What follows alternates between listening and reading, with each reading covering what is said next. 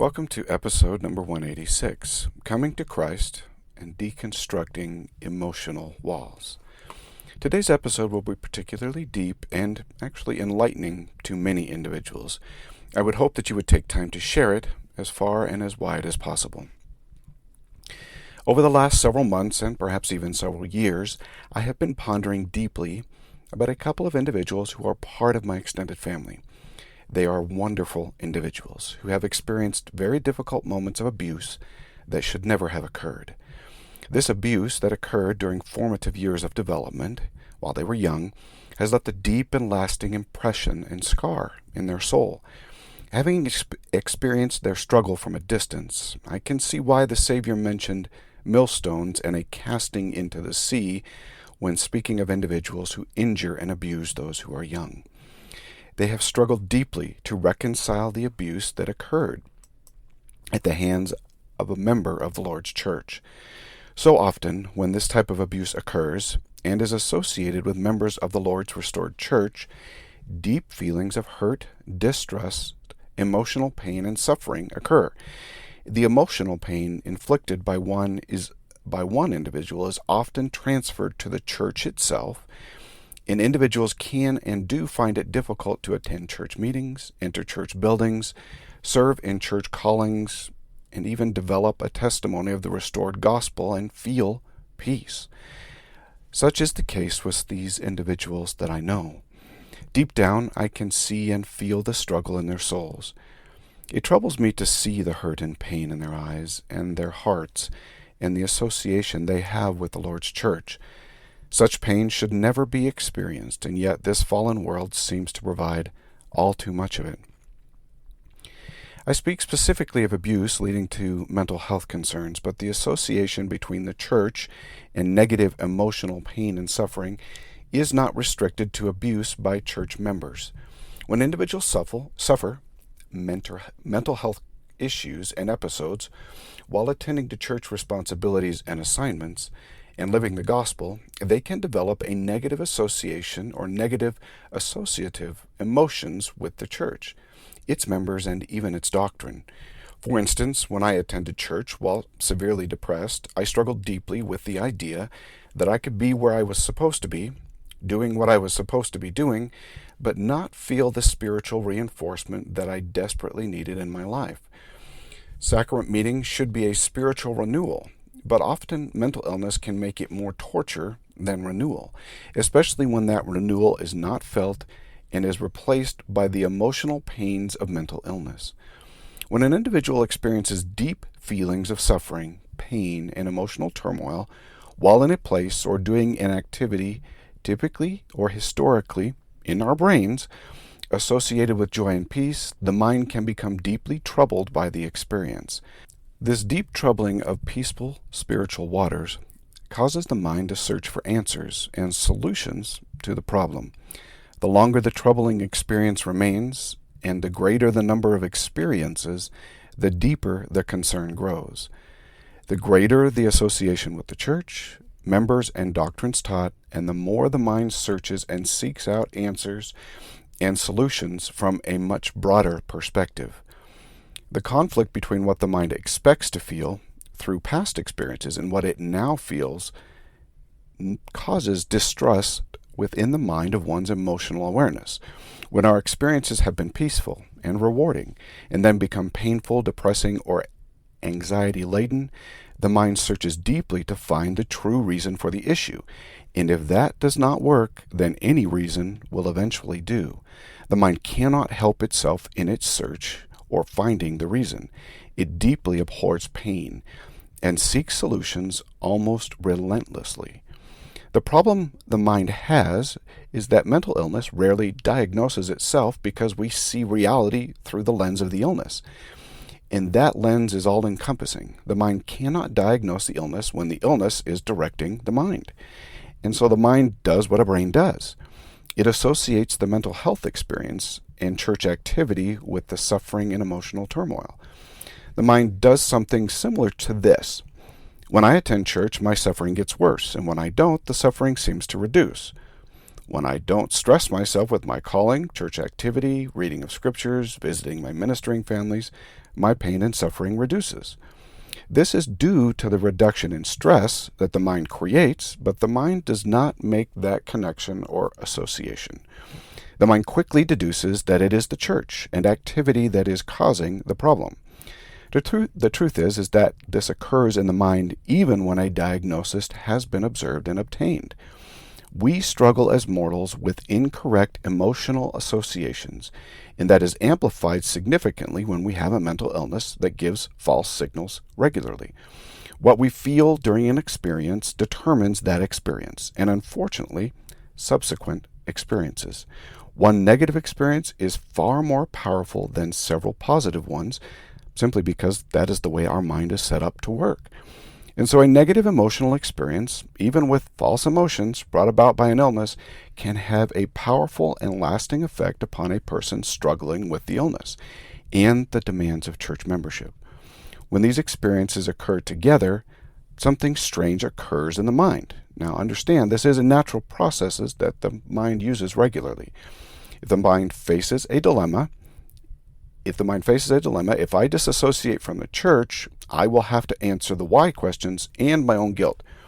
Now, we as members intuitively understand that saying I don't feel peace at church is not going to stop the why questions, and we're going to face some internal guilt. In fact, saying I don't feel peace might increase those questions and the stress on our lives. And stress is not good when you are already having issues. To say that we don't feel our testimony always brings out the pray more, read more, serve more type of answers. Basically, the answer is to become more active if you want to feel that joy and peace. What we are saying when we say that do more is that your inactivity has caused the problem, and the solution, again, is greater activity. However, with mental illness and trauma and emotional turmoil, greater activity is likely to bring greater stress, and greater stress, more emotional problems. So when the solution is applied, the end result is greater pain and suffering brought about by the illness. When we are honest about our true feelings, such as we don't feel our testimony, we don't feel peace, we don't feel worthy, the solutions tend to be sin less and do more, and ultimately that really does not help our situation. We often do attempt those solutions when we struggle, and inevitably the solutions bring the stress, and the stress increases our symptoms. Once the mind has experienced this process, it creates a stronger association between the church as a whole and those negative emotions. It truly begins to feel as though exiting church activity is the only real solution. But the mind, still faces the same problem. How do I get past the why questions and the endless advice and opinions that are not helping me? The answer is to find a problem that the why individuals cannot solve easily. This leads the mind to discover those historical, doctrinal, and scriptural inconsistencies or issues, and to use this as an emotional buffer wall, a defensive barrier to avoid discussing those troubling negative feelings. Anyone who has been in the church for any period of time will have discovered them. Polygamy, gender identity, same-sex attraction, the idea that the Lord judges people rather than loves them for who they are, archaeology in the Book of Mormon, the monetary assets of the church and how they are spent, and a host of other historical and scriptural misunderstandings that are more difficult to explain. Now, I am not saying that these issues do not exist and that individuals do not have difficulties with same-sex attraction or gender concerns or other issues. What I am saying is that these issues often have more difficult answers requiring personal revelation and a testimony of the church's doctrine and a living prophet, and really don't ascribe to the do more, serve more, try more types of answers.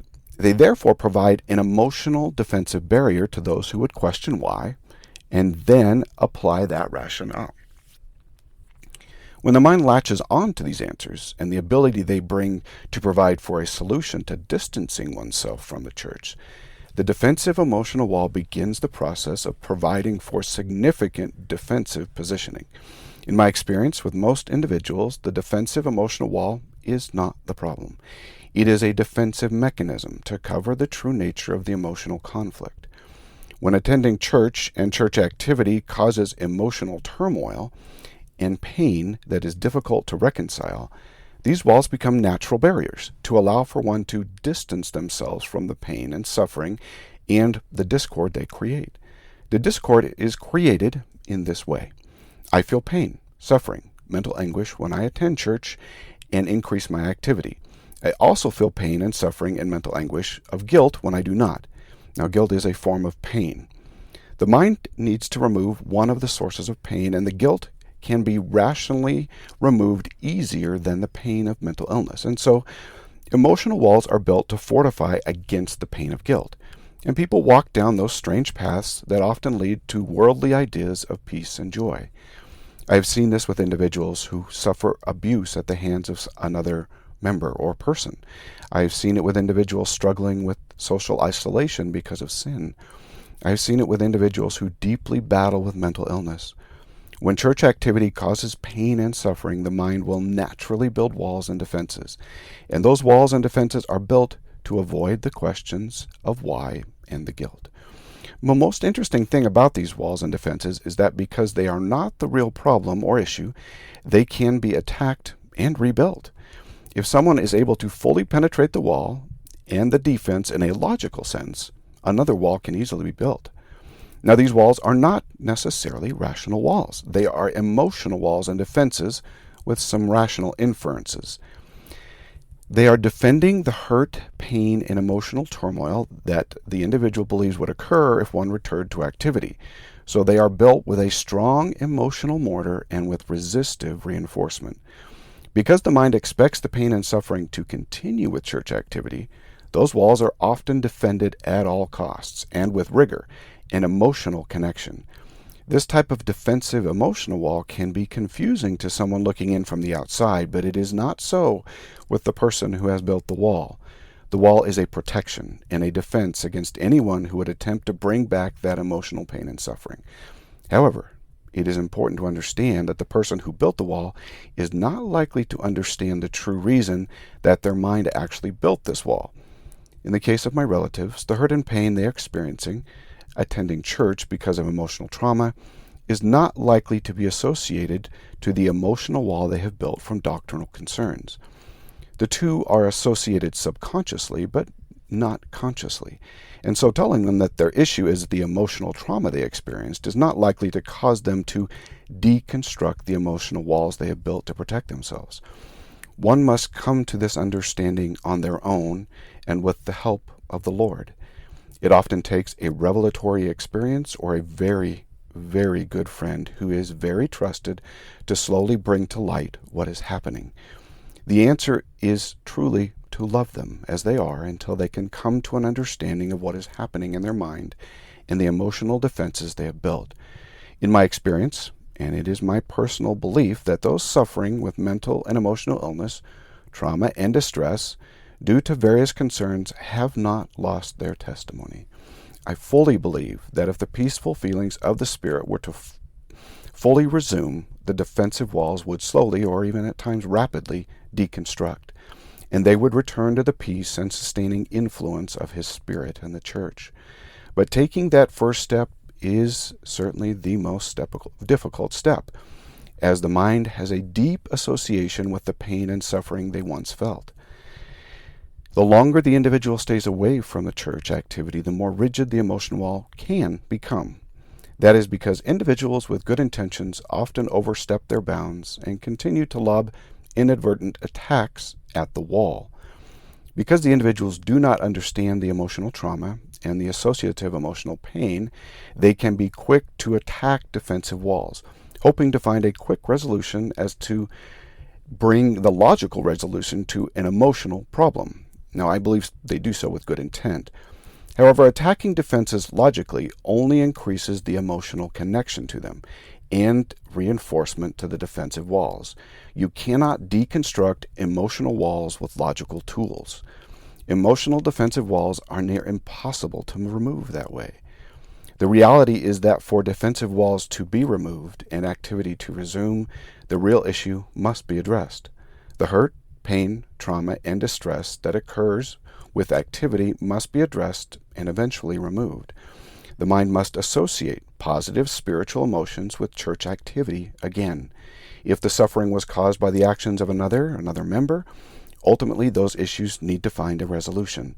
Sometimes that resolution can be to associate the actions solely with the individual rather than the church. However, this process takes time and help. Beyond time and help, the individual will need to return to church activity, many times to aid the mind in the association process. The mind must experience church activity with positive emotions on a regular basis to correct the negative emotional association. It is not likely that an individual returning to activity will have all positive emotional experiences, especially when the mind is looking for the negative.